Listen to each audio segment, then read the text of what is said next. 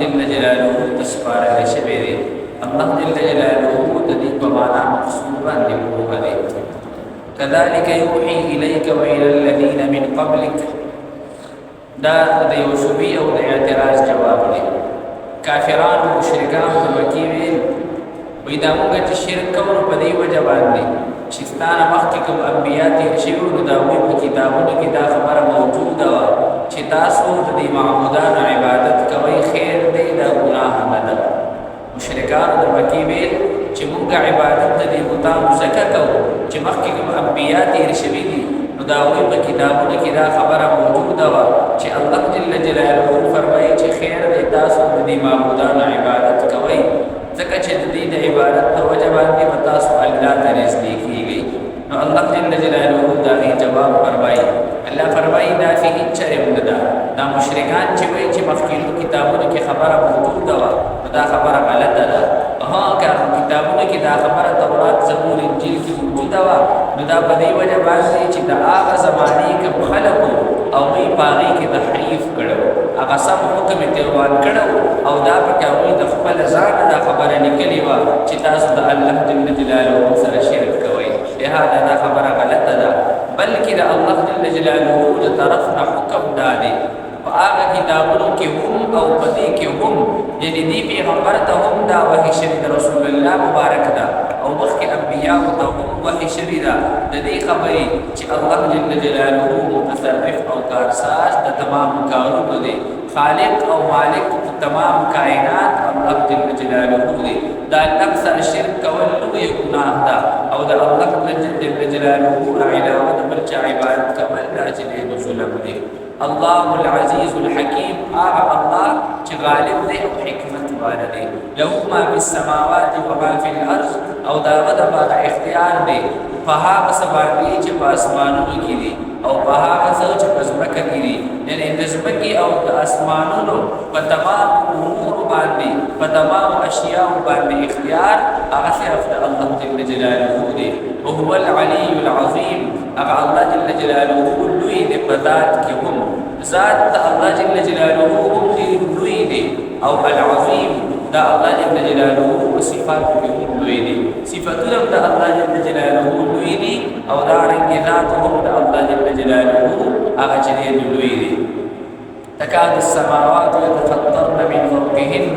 دا الله جل جلاله دا عظمت بیان دی الله جل جلاله دومره لوی ذات دی په اعتبار د ذات سره او په اعتبار د صفات سره چې قریب ده چې دا اسمانونه وشلیږي او د اسمانونه اوچوي د الله جل جلاله د طاقت او د لویۍ د وجنه د اسمانونه دا اوچوي د الله جل جلاله د لویۍ او د الله جل جلاله د طاقت د وجنه والملائکه یسبحون بحمد ربهم او ملائکه د الله جل جلاله د عظمت او د لویۍ د وجنه په هر وخت کې الله جل جلاله د تسبیح او پاکي بیانوي ويستغفرون لمن في الارض او دا ملائکه د ځمکې والو د پاره بخښنه او استغفار غواړي ځکه ملائکو ته د الله جل جلاله او عظمت او لویوالی معلوم دی نو اسمانونه یریږي نو قریبه ته چې وشلیږي او ملائک الله جل جلاله نه دومره یریږي چې خپله هم د الله تسبیح او پاکي بیانوي او د ځمکې د خلکو دپاره هم بخښنه او استغفار هغه چې ډېر غواړي یا دیو معنا دا ده تکاد السماوات يتفطرن من فوقهن قریبه ده چې اسمانونه وشلیږي لکه حدیث مبارک کې راځي مشکات شریف کې حدیث دی اطفت السماء دا اسمان چې یارې کوي لکه یو کټ کې چې خلک ډېر کیري او کټ کمزوري او هغه یو اواز غوندې کوي یا بل یو څیز باندې د پاسه کېږي نو اواز وکړي نو دا اسمانونه داسې اواز کوي چې یارې کوي او بیا رسول الله مبارک فرمایي وحق لها ان تئن دې لپاره حق هم ده چې دا چیارې وکړي ځکه چې په اسمانونو کې د څلورو بوتو ځای برابر خالي نشته دی چې په هغې باندې ملائک الله جل جلاله ته تسبیحات نه وایي په هغې باندې ملائک د الله جل جلاله عبادت نه کوي د څلورو بوتو برابر ځای هم په اسمانونو کې خالي نشته دی په هر ځای په اسمان کې د ملائکو ډک دی او دا ټول ملائکې د الله جل جلاله تسبیحات او پاکي بیانوي. نو اسمان نه چې یارې ولې نه کوي چې د ملائکو یو دومره هجوم او رشت پاږېږي او یو دا ملائک څه به یې څه کوي؟ نو تسبیح د الله جل جلاله بیانوي. ویستغفرون لمن فی الارض او دارنګې دوی د ځمکې والو دپاره بخښنه چې دی غواړي. والذین اتخذوا من دونه اولیاء دا زجر دی او تخویف ته مشرکانو ته. مشرکان دا الله نه ما سوا د نورو خدایانو عبادت کوي، هغوی ته خپل خدای وایي، حالان کې الله جل جلاله ته علم دی د دوی. یعنې الله جل جلاله ته د دوی دا خدایان معلوم دي چې د هېڅ کار نه دي، په هېڅ هم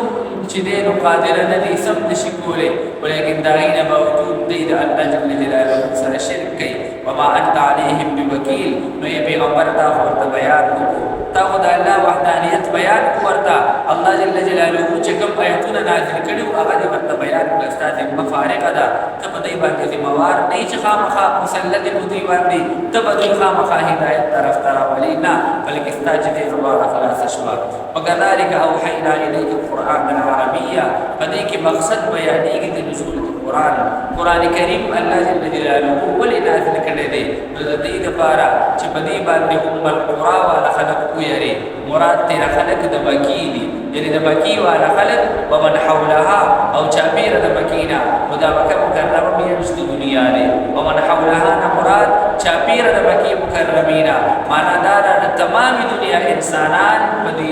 قرآن باندې ویرولی شي او دغرنګې د څه نه؟ د الله جل جلاله نه ویرولی شي. وتنذر یوم الجمع او دغرنګې د قیامت د ورځې نه ویرولی شي. یعنې دې خلکو ته دا بیان وکړی شي. قرآن کریم کې څه بیان شوي دي؟ خلکو ته پیغام ورسي. فریق فی الجنه دا نتیجه د ما قبل ده. څه خلک چې کوم خبره ومني، قرآن کریم واوري، په هغې باندې عمل وکړي، دا د جنت والا وګرځېده. چې کومو خلکو ته اعراض وکړو او تکبر یې ترې وکړو او وخت یې وله ورنکړو، فریق فی السعیر، نو دا ډله جهنم والا وګرځېده. ولو شاء الله لجعلهم امة واحده. په دې کې تسلی د رسول الله مبارک ده که چېرې الله جل جلاله جبرن د خلکو مسلمانان جوړول غوښتل، یعنې که الله جل جلاله په زوره باندې دا خلک مسلمانان او مؤمنان جوړولې، نو دا الله جل جلاله ته ګرانه نه وه. اوس که یې دې ځمکې ته یو جړک ورکړ او زلزلې یو پنځه منټه وچلوله،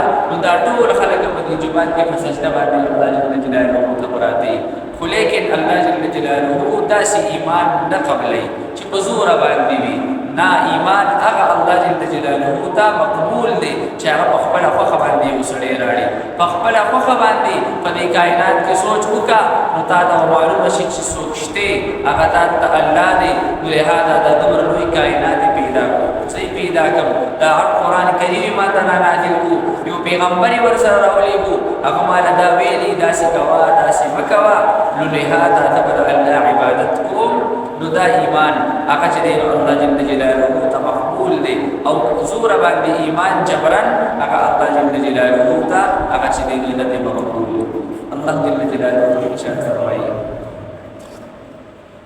بسم الله الرحمن الرحیم. حامیم عین سین قاف. الله عالم دی په مراد خپل سره په معنا د دې حروف باندې. كذلك يوحي إليك دارنگی وحی کول شي داتا وإلى الذين من قبلك او وحی کړي شي او وحی کړي شي وا هغه پیغمبرانو ته چې وړاندې مستانا د څه خبرې وحی ورته کېدې شي. الله جل جلاله العزيز الغالب دی، الحكيم حکمت والا دی.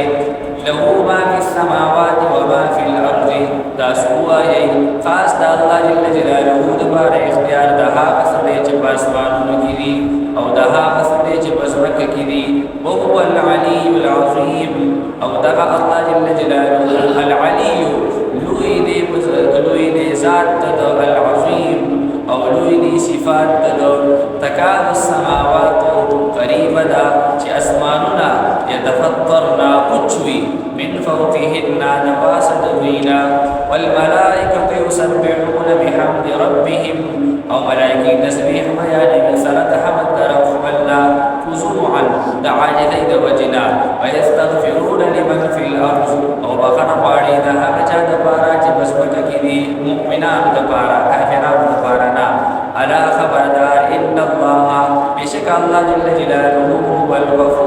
الرحيم خاص بخون کے خاص آغا بخنا کون کے رحم کون کے دے والذین اتخذوا من دونه او اغتسان چنی ولے دے ما سواد اللہ جل جلالہونا اولیاء دوستان مانا مددگاران نور خدایات اللہ حفیظ علیہم اللہ جل جلالہ ساتن کے لئے کل ایمان نے رقیبنا علی احوالہم و اعمالہم اللہ جل جلالہ پر تمام احوال و اعمال خبردار دے وما انت علیہم او نیت اے محمد علیہ السلام کو ایمان دے بوکیل لدکہوان وکذالک اوحینا الیکا او دغشان منگا وحی کردہ الیکا تاتا اے پیغمبرا قرآن عربیہ قرآن عربی جبکی جامعا لكل حكمة أريو حكمت وكي موجود دي لتنذر القرى أو مقصد نزول القرآن سدي دديد باراج دوي ربي القرى خلق دمكي ومن حولها أو خلق تجابير دي وتنذر يوم الجمع أو دوي ربي خلق يوم الجمع قيامتنا لا ريب فيه جنشتده الشد باغيكي إلهي فراتنوكي فريق في الجنة يوردلا فجنت كذا وفريق في السعير أو بلدلا فجهنم كذا چچا قرآن ایمان درور جنت دي چچا تعرافه جهنم دي ولو شاء الله أو كچر مفتي الله جل جلاله جبرا مسلمانان جرول دخلقو لجعلهم أمة واحدة أرقام خاك ردول دي بديل رأي وردلا مسلمانان بطول خلق ولكن يدخل لكن داخل بي الله جل جلاله من يشاء أغسوك وخشي في رحمته فرحمة خلقي أنه رحمة الله دادي شيء إسلام والتورس سبكي والظالمون أو ظالمان كأن كافران جري ما لهم من ولي ولا نصير نشتري لدوين باراه السوء استولى ونذكار أم اتخذوا من دونه أولياء أين ولدي دوي ما سوى الله جل جلاله ونور خدايان فالله فصدق جل جلاله هو الولي سربها دوستي وهو يحيي الموتى أو دقى الله جل جلاله ودك بمرلرا وهو على كل شيء قدير أو دقى الله جل جلاله وعلى شيء ما تقدر تروك إليه